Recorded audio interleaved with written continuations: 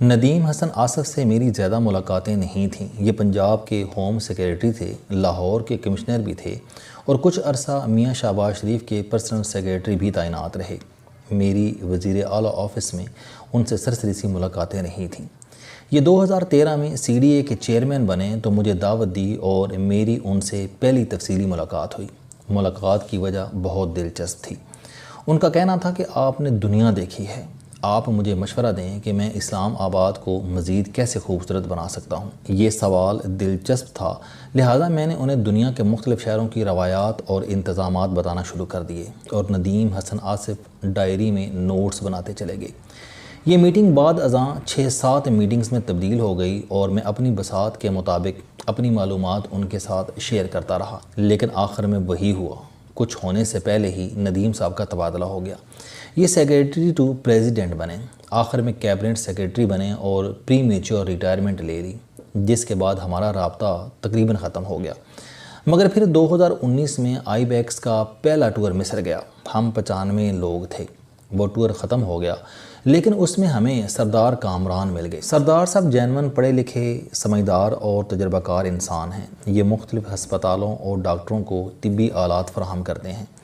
کامران صاحب نے گفتگو کے دوران انکشاف کیا کہ ندیم حسن آصف ان کے چھوٹے بھائی ہیں اور یہ روزانہ لنچ اکٹھے کرتے ہیں۔ شفیق عباسی اور طارق باجوہ بھی اس لنچ میں شامل ہوتے ہیں۔ سردار کامران کے توسط سے ندیم حسن آصف سے رابطوں کا دوسرا دور شروع ہوا۔ ان سے لاہور میں ملاقاتیں شروع ہو گئیں۔ 6 ماہ قبل سردار صاحب کے گھر ان سے طویل ملاقات ہوئی۔ ہم دیر تک کہکے لگاتے رہے تھے۔ وہ ہمارے ساتھ موراکو جانا چاہتے تھے۔ ان کا کہنا تھا کہ میں موراکو نہیں گیا، میری خواہش ہے کہ میں آپ لوگوں کے ساتھ فیض شہر جاؤں اور دنیا کی قدیم ترین اسلامی یونیورسٹی دیکھوں۔ میں نے کہا یہ بہت معمولی خواہش ہے، آپ جب چاہیں ہمارے ساتھ چلیں۔ گروپ نہ بنا تو میں اور آپ دونوں اکیلے چلے جائیں گے۔ یہ وعدہ ہو گیا اور زندگی چپ چاپ آگے بڑھتی رہی۔ لیکن پھر اچانک جمعرات 20 اکتوبر کی صبح پتہ چلا کہ ندیم حسن آصف انتقال کر گئے ہیں۔ یہ خبر میرے لیے شاکنگ تھی۔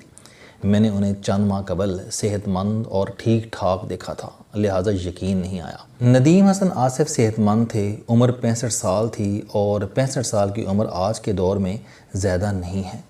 یورپ میں لوگ 70 سال کی عمر میں زندگی کا دوسرا فیز شروع کرتے ہیں، لہٰذا ندیم صاحب اس لحاظ سے جوان تھے، واک کرتے تھے، کہکے لگاتے تھے اور یہ ان چند بیوروکریٹس میں شامل تھے جنہوں نے ریٹائرمنٹ کے بعد دوبارہ نوکری کی کوشش نہیں کی۔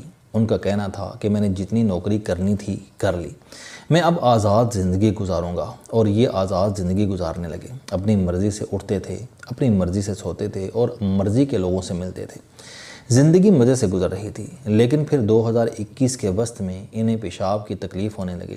پیشاب رک رک کر آتا تھا۔ ٹیسٹ کروائے تو پروسٹیٹ پھولا ہوا تھا۔ ادویات شروع کی، حالت مزید خراب ہونے لگی۔ مزید ٹیسٹ ہوئے اور پروسٹیٹ کا کینسر نکل آیا۔ تاہم ڈاکٹروں کا کہنا تھا کہ یہ خطرناک نہیں ہے، ہم اسے ادویات سے کنٹرول کر سکتے ہیں۔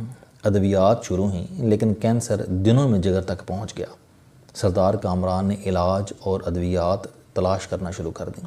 پتہ چلا کہ جرمنی نے کینسر کی نیوکلیر میڈیسن بنا لی ہے۔ جرمن کمپنی سے رابطہ کیا گیا۔ پتہ چلا کہ دوا کے ٹرائل چل رہے ہیں اور کمپنی ابھی صرف 2 ملکوں کو دوا دے رہی ہے، برطانیہ اور پاکستان۔ سردار کامران نے مزید معلومات حاصل کی۔ معلوم ہوا کہ ایک ڈوز 10 لاکھ روپے میں آتی ہے۔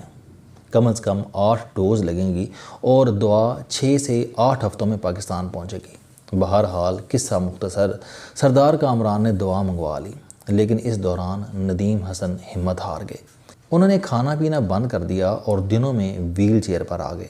دوست احباب نے موٹیویٹ کرنے کی کوشش کی، لیکن ان کا کہنا تھا کہ میں قدرتی طریقے سے واپس جانا چاہتا ہوں، مجھے ڈاکٹروں اور دواؤں کے چکر میں نہ ڈالیں۔ کہ 2 بار اسپتال لے جائے گئے، لیکن دونوں مرتبہ انہیں دوا کی پہلی خوراک نہ لگائی جا سکی۔ سردار کامران کے دوست احباب سینئر ڈاکٹر ہیں۔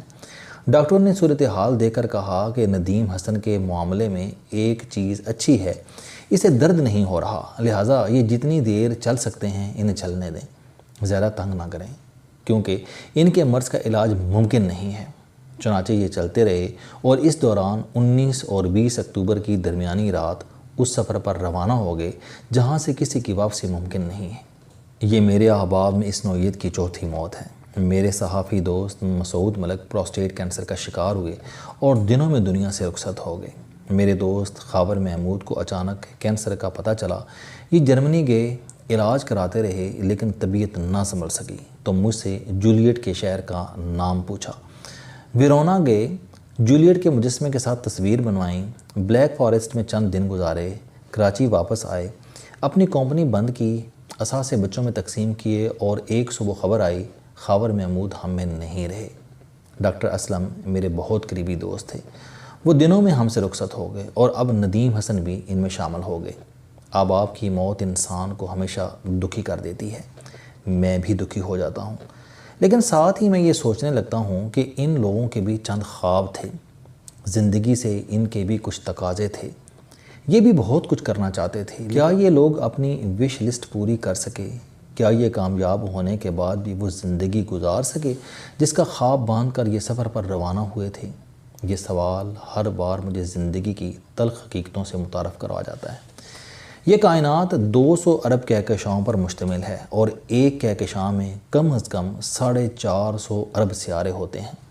ہماری کہکشاں ملکی وے سے قریب ترین کہکشاں کینس میجر ڈورف ہم سے 25,000 نوری سال پر واقع ہے، اور ہم ایک نوری سال کو وقت میں تبدیل کریں تو یہ 1,86,000 سال بنیں گے۔